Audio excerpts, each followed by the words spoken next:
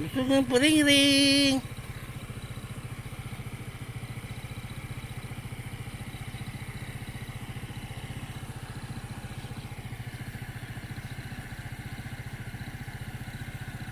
Wawa.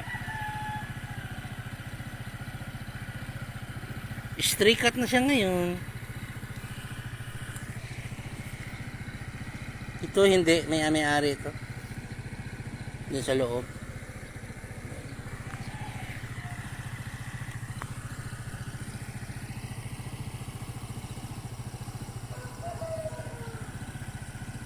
After 3 months na, 3 months yata, mawalay sa akin. Kilala pa rin niya ako.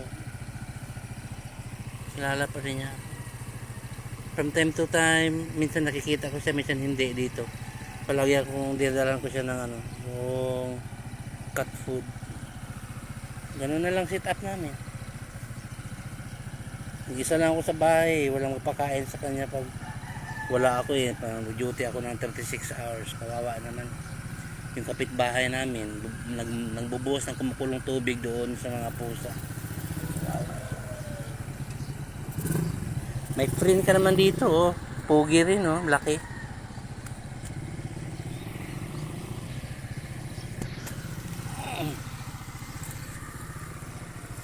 Iwan na kita dyan. Iwan na, ha? Iwan na. Iwan na si Puring. Iwan na yan. Trabaho na ako, eh. Iwan na kita. Kita ko siya uli. September 25, 2023. Alas 6:15 papunta ko sa work. Nakita ko yung alaga ko po sa stray cat na siya ngayon. Wala na kami sa planta, eh. Nandito na siya lagi. Pasok-pasok kasama ko. Stray cat siya po.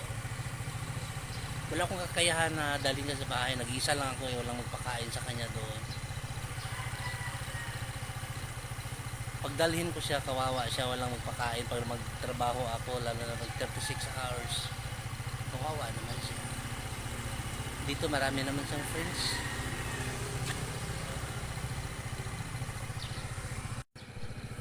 Nakain ko ng cat food.